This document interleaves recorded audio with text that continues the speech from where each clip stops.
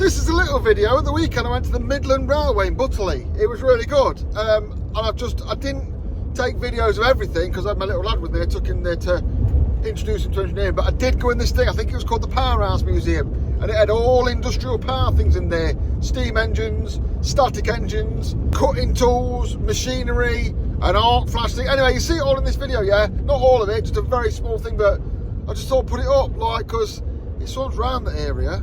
You might want to go. It cost me 16 quid to go in. It was £16 for me. My little lad went in free because he's under 4, I think it was. But it's a really good museum. This power bit I was in was extremely well maintained and curated. It was spotless. I'll be honest, a lot of the railway stuff looked like it was struggling a little bit from lack of volunteers and lack of money. I do feel for people like that. I do feel for these museums because obviously trying very, very hard to make it nice, but it didn't look like it was struggling from a volunteering and money point of view. So thought I'd put it on here, give it a bit big up. The 16 quid gets you on the train. Look when they've got what on. They've got a forklift museum. I do want to go to that, but it's shutting us there. There's a little garden railway. There's a model railway. There's some real trains. There's a diesel workshop. There's a narrow gauge railway. It's quite a bit going on. It's on the website. Check it out. But yeah, this is just a little bit of me being there and an arc flash, an arc rectifier. Yeah. Where are we? We're at the Midland Railway static steam engines, aren't we? So the generator there, look. There's the generation. There's what burns whatever it burns. There's the generator, alternator. That bit on the X end is the exciter. That's what excites the coils to make the magnets inside. Because it's not a permanent magnet, it'll need an exciter. And there's your extremely modern switchgear, of which I have removed some of that before, that looks the same. And I think that's for the oil pressure, I think. Yeah, that's the oiler for the engine. And this is what everyone would have had locally to ride their power at the start of the madness. I don't want to overcomplicate these videos, it's a short one, but what's important to remember, what a lot of people don't realise is, if you get a DC motor and spin it, it will generate electricity, because you are whacking electromagnetic things for electromagnetic things, yeah, magnets and shit. On a big generator, an alternator, that does not scale up because you would have an incredible amount of magnetic energy to overcome to turn the shaft. It would be impossible to get going.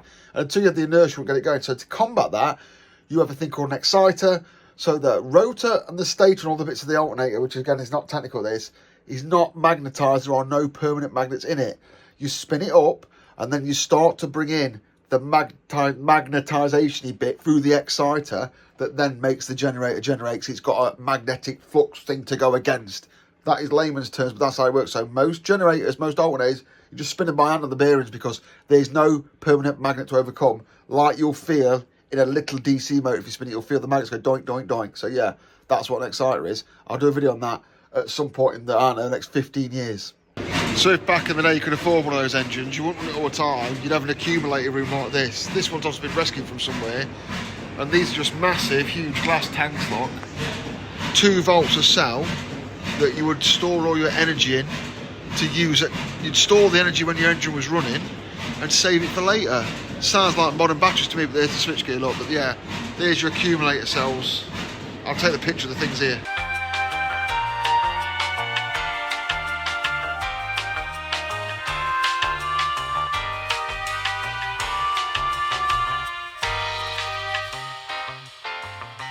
So battery storage is nothing new. It's literally been around since before the national grid. When you start putting engines in people's houses to make electricity, it existed before that.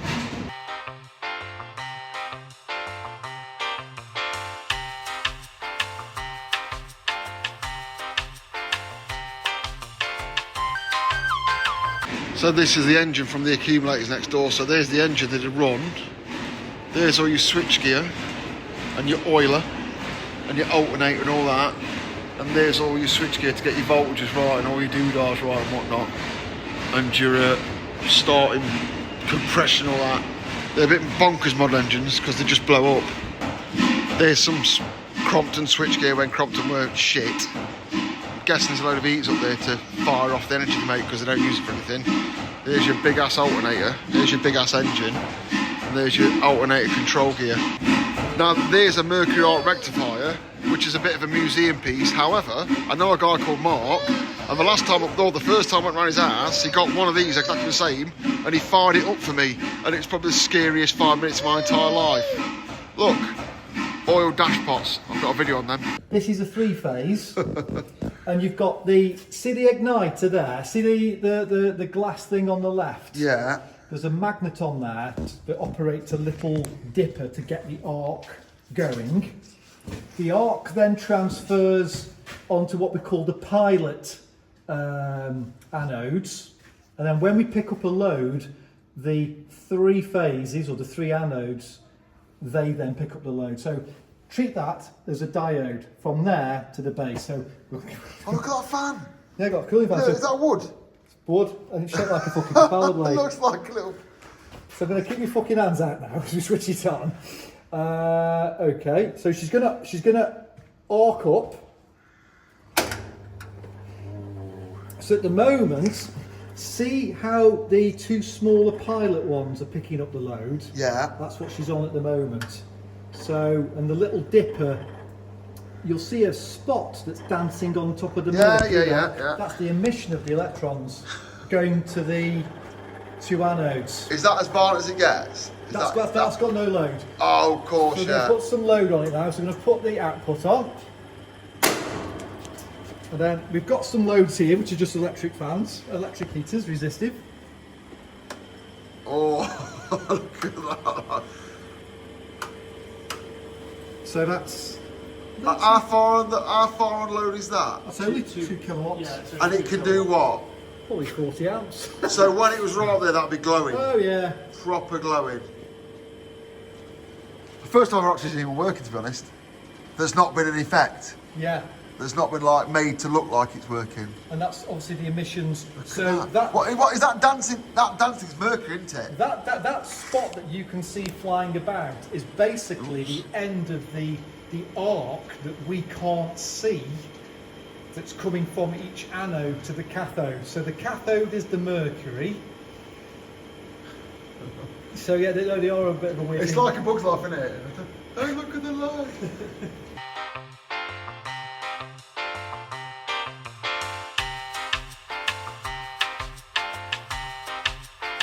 If anyone's interested, we're at the Midland Railway, but he only likes trains.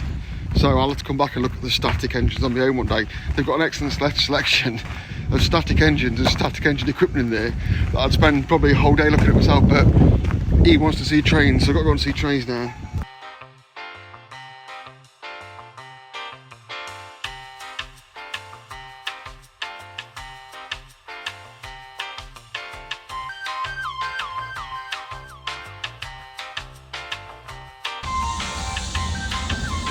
Oh, a train!